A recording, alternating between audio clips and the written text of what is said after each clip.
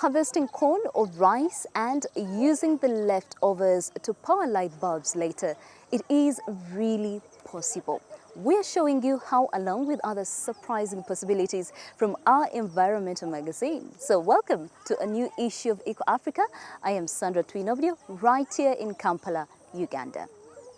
Thanks, Sandra. There are really more amazing features on our show, so stay tuned. My name is Chris Alems, and this is what we have up our sleeves this week. How to sustainably breed palm weevil larvae in the DRC. How Sweden is educating very young children about the environment. And how an app in Senegal is detecting illegal mines. But let's get back to your topic, Sandra. There is more to it than just powering light bulb, isn't there? The whole project is based in Uganda. That is right, Chris. In theory, Uganda could produce all of its own electricity, but we sell parts of our energy to neighboring countries. That means that only 40% of Uganda's residents have access to electricity. Out in the country, it's only a bit more than 30%. That's where this project in the northern part of the country comes in by showing how decentralized energy can be generated in rural areas. No more darkness in Helen Yamungu's house. It has been about a year since her home was connected to electricity. And since my children were born, they haven't seen electricity. That was the first time for them to see, but they could not believe. Her village of Godgur got power at the same time. Electricity is changing lives and businesses here. Before getting electricity, my customers used to return to their homes early due to darkness. But with power, we can sell up to midnight. Godgur is a remote farming community located about 300 kilometers north of Uganda's capital. It borders Murchison Falls National Park, Uganda's largest conservation area, and home to endangered species like elephants. In 2009, when Ugandan aerospace engineer Peter Nyeko visited the off-grid village in the district of Nyoa, he saw a need for clean energy. First of all, it was near the national park. So if we could do something in Nyoa which would reduce the pressure on firewood, it would be interesting to help conserve the national park. Secondly, Nyoa had a lot of agriculture, which means whatever we could do with agricultural waste, we could do it in Nyoa. So in 2012, Peter Nyeko set up a private company. Today, the plant in Godgur generates 64 kilowatts of renewable energy from agricultural biomass through a process called gasification. Due to the shape of the gasifier, just a spark is enough to get the material to heat up to 1,000 degrees Celsius. At that temperature, it breaks down from rice husks, maize cobs, granite shells, coffee husks, into methane and hydrogen, rocket fuel. While those gases are light, they rise to the top. They're sucked out and go to power the engine. The maize harvest has just ended. After removing the kernels for food, the women used to throw away these cobs. Now they supply them to Peter Nyeko as a raw material to produce the energy they use at their homes. We take to these mandulis, we sell it to them, they buy it, we get money almost 3 times. We get money in this one, then we get money in the rice husks. The company also uses the waste from the gasification. During the process, gases are separated from the solid biomass. It leaves behind tons of solid residue called biochar. There are micropores formed in the biochar. Those micropores are perfect for bacteria to flourish. When bacteria flourish in the biochar in the soil, they release nutrients into the ground, automatically fertilizing the ground. So biochar improves soil moisture, reducing the need for irrigation. Biochar helps keep the soil fertile, reducing the need for non-organic fertilizers. During the planting season, he gives the biocar out for free to about 1,000 farmers in the region. Helen Nyamungu also gets some. The farmers are thus benefiting from their own waste delivered to the company. So the cycle is complete and keeps on going. It's a virtuous cycle which takes us from the vicious cycle of poverty to a virtuous cycle of prosperity. Every year, Peter Nyeko can produce up to 100 tons of biochar. He only uses half of it as fertilizer. The other half is used to make clean cooking fuel in the form of pellets.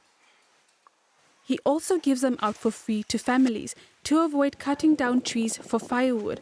So far, the company has offset over 50,000 tons of CO2 annually. I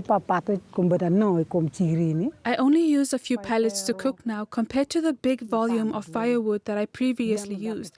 Even if I light a few pellets, cooking is faster. In the last decade, Peter Nyeko has set up 5 mini-grid plants in Uganda, costing some 4.5 million euros, raised mainly through venture capital. His hybrid model backs up power from biomass with solar, another clean energy source. The plant generates a total of 500 kilowatts, powering more than 100 households, businesses, and institutions. In the evening, we can switch on our biomass gasifier and run it. By daytime, we have the solar running. And we have a small amount of battery capacity to balance that load. So we have uniform electricity 24 hours a day, every day of the year. On top of that, Peter Nyeko started a new project, electricity mobility among the rural communities. He has already 5 electric vehicles running in Godgur. In the near future, he wants to expand his clean energy model to Zambia, Botswana, and South Africa, and even further away to Spain and the United Kingdom. It is a fantastic project and a genuine cycle when the harvest leftovers become fertilizer again at the end. Far too often, we only extract raw materials, devastating nature in the process. Illegal gold mines are a very poignant example of this. Our Doing a Bit this week explores how an app is helping to detect them.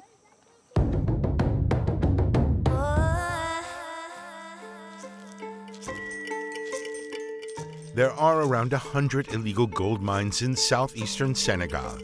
Residents here depend on gold to survive. To extract the precious metal, they use toxic chemicals like mercury, which in large amounts is toxic to humans and wildlife and pollute the environment. But one Senegalese geologist in Dakar has developed a computer program that can identify and locate illegal mining operations. Maram Nom takes satellite images from different regions and updates them regularly with recent pictures. The area in question is this white area. 8 years later, you can see how this mine has expanded. When we saw the results, we noticed that the satellite images detected the surveillance sites automatically, so we knew that we could develop reliable software from that. She had the idea while doing her doctoral work. She was reading studies from the Amazon and saw they worked with satellite images to locate illegal mines.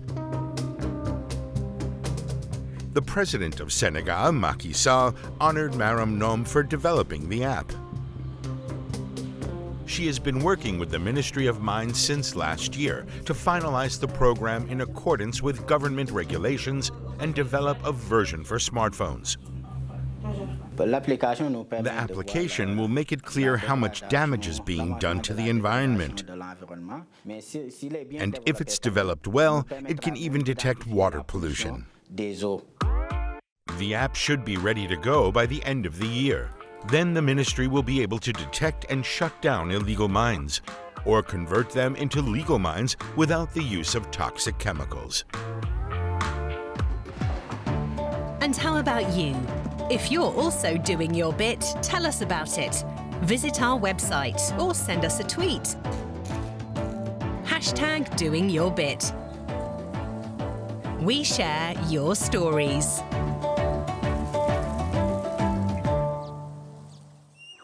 From real gold to liquid gold, beer is a beloved beverage, especially in Germany.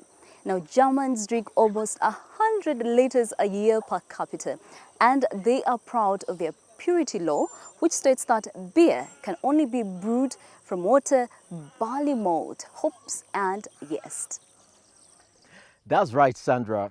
But so-called special beers are on the rise. These are craft beers that, with special permission, can be brewed using additional ingredients as well. In that way, the brewing industry is also devoting energy to recycling. Here is an example from Berlin. Beer is a real hit the world over. It usually contains malt, hops, water, and yeast. But there's a more adventurous option: bread beer. Beer out of stale bread? One Berlin-based producer knows how to do just that. Michael Lemke uses baked goods meant for the dumpster to brew non-alcoholic beer. We came up with the idea for bread beer because food waste and sustainability are huge topics, of course. And there's a lot of bread in particular being produced that ends up being fed to pigs or put in a biogas plant. And that's a pity. So we decided to turn bread into beer and build awareness about the topic. Breweries that make bread beer aim to cut down resource consumption and avoid waste. It takes about 75 kilos of bread to make 27,000 bottles of bread beer. Berlin-based master baker Theo Köster carefully plans how much to produce, but there are always leftovers. But not just any bread can be brewed into beer.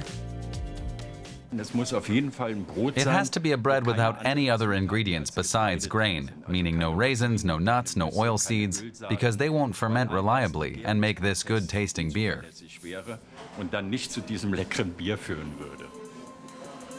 People have been making bread into beer for centuries, like boza from Egypt and Mesopotamia, or kvass from medieval Eastern Europe.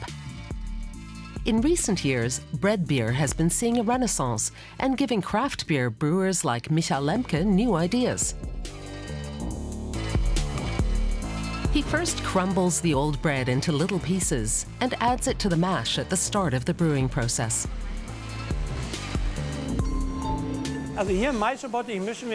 So here in the mash vat, we mix water with malt grind, and enzymes are activated that turn the starch into sugar. That takes about an hour. The special thing about this beer is that we add 5% bread to the mash mixture, and then pump the mash into the purifying vat where we separate the liquid from the solid. This liquid is called beer wort, and that's what we make beer out of. Then he adds yeast. It would normally convert the sugar into alcohol, but not with bread beer. To make this non-alcoholic bread beer, we use a special yeast that can only ferment one type of sugar, and the rest of the sugar stays in the beer, meaning not much alcohol is created. Drinks containing up to 0.5% alcohol are considered non-alcoholic in Germany. Once the beer is finished brewing, it just has to be put into bottles and it's ready for sale. But how does bread beer taste? Oh, it's very light and it's very fruity without being very dominantly acidic. I do think that all breweries should work towards achieving some sustainability factor, and minimizing their water usage, using sustainable packaging and like quite easily recyclable. I think especially nowadays, anything that can help with the environment is a good thing. And if I can drink beer and help, then fantastic. Why would I not like that? That's great. The bread beer trend helps prevent waste and save resources, and shows how more sustainable brewing doesn't mean sacrificing taste.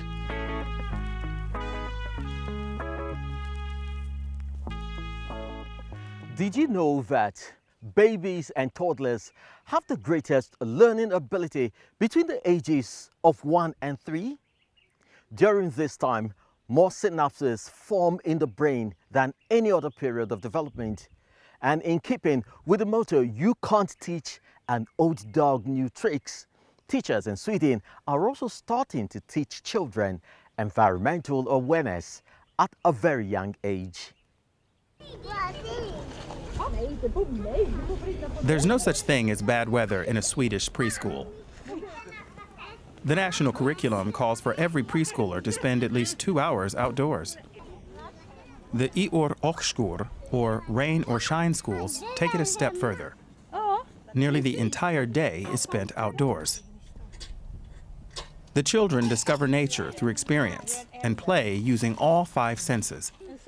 This group of 2- and 3-year-olds has spent 6 weeks learning about fire, drawing fires, drawing with charcoal made by burning wood, watching films about fire, and more.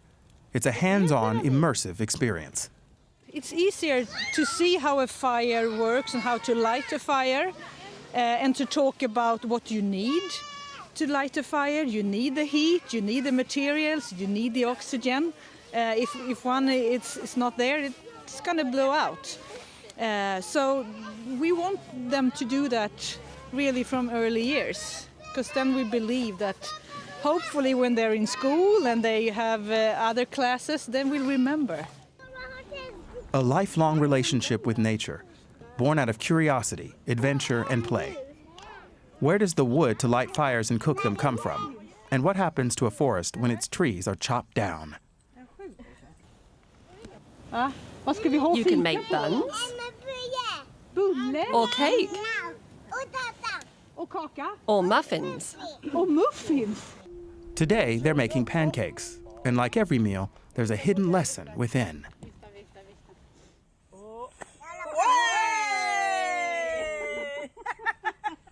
It's much better for kids to learn in authentic environment. So if we're going to teach them about dividing and counting, I'll be counting kids, I'll be dividing the pancake, and so we talk a lot about fruits. Then when we divide fruits, so that's the most important thing, to actually do it, just not to do it in theory, but to do it practical, so that they can practice. Sweden's first rain or shine schools sprouted up in 1985. Today, there are 200 of them, which teach children about sustainability through experience-based learning. Almost 70% of Sweden is covered in forest. And as concern about climate change and environmental issues grows, more and more families are turning to forest schools. At this rain or shine school near Stockholm, 300 children are on the waiting list. Educators say children here aren't only learning about nature. Being outdoors enhances learning. The cortisol level goes down, the serotonin level goes up. The cortisol is the stress hormone. If you go to green and blue environment, the stress level goes down and the concentration will be higher, and it's better to concentrate. The children also learn how to take on responsibility for nature and for themselves and their friends. It's good for them to learn how to handle their own stuff. And it's also they're very proud that they can do that they can carry their backpack and that they can open it and bring out their water bottles if they need. And that's also to be able to feel if I'm too cold, if I'm too hot, I need to take my gloves off, I'm thirsty. We want them to be able to do that. And we also work a lot of taking care of each other. Because that's the same thing. If you want to take care of something you like, you take care of your friends. And we believe that if you take care of each other, it's a much better place to be for all of us. After returning from their forest adventures, it's time for a midday rest. Some of the children opt for their sleeping bags indoors, but most of them head right back outside onto the front porch, favorite pillow or stuffed animal in hand, for an al fresco nap.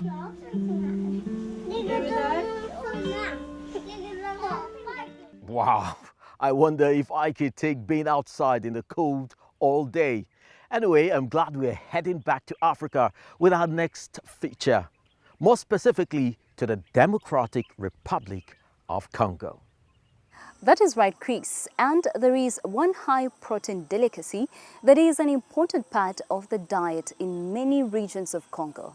It might not appeal to everyone, but you can decide for yourself whether you would like it on your dinner plate. This palm tree is already lost, but its stump could still contain valuable treasure.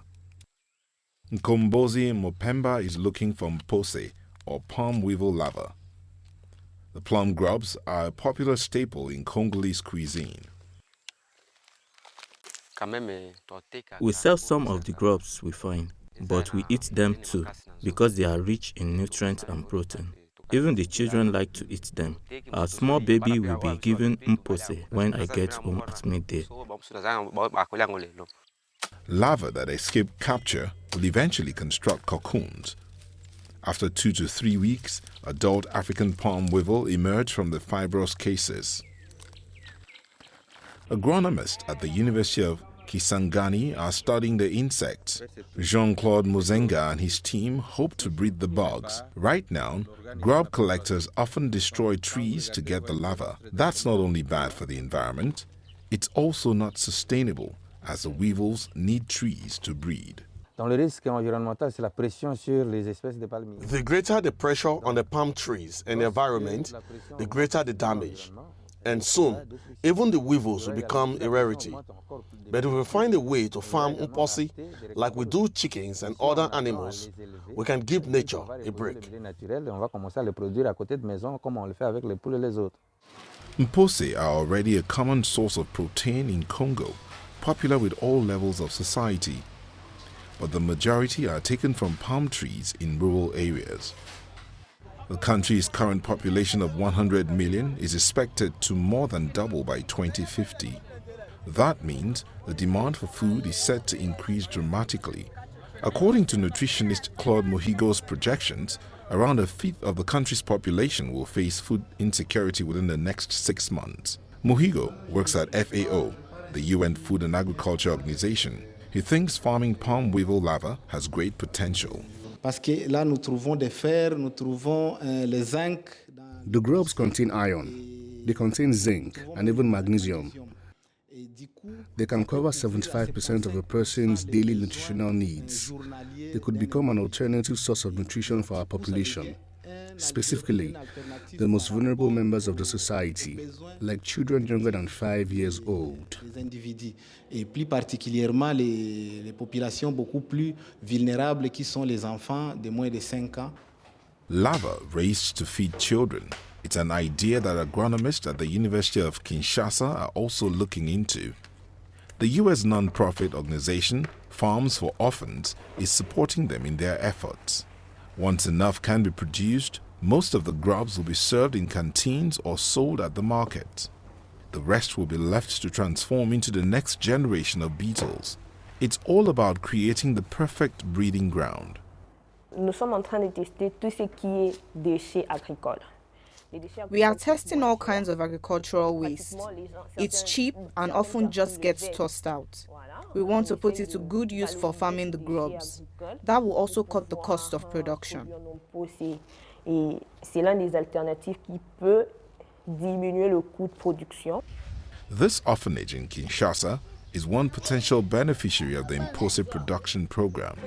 Today, the researchers are helping to prepare a meal for the children here. 31 orphans are in the care of Sister Annie Musenga. She says that it's difficult to provide the children with a balanced diet. Apart from beans, most of the protein-rich food is imported and of poor quality. What fish and poultry we get is preserved or frozen. That is not so healthy, but we eat it because there isn't anything else. Life is difficult these days. Money is hard to come by. If mpose are more affordable, we could serve it to the children and us as adults as well. After the grubs are washed, they are split open so they don't balloon when cooking in boiling water. One of the most traditional recipes calls for onions, paprika and other local vegetables and is served with fufu made of maize or cassava. Please bring more of them so I can eat them with my friends. The Farms for Orphans NGO wants to establish women's cooperatives for the purpose of raising larvae. That will make the much-needed protein more widely available and affordable for everyone. Maybe I'll give it a shot after all. And that brings us to the end of our show. I'm Chris Elems, signing off from Ogun State, Nigeria. Goodbye, Chris, and goodbye to all of you, our viewers. From me, Sandra, right here in Kampala, Uganda. Don't forget, you can stay in touch with us on all our social media channels. Do send us a note and share with us your thoughts about the show. See you next week. Bye-bye.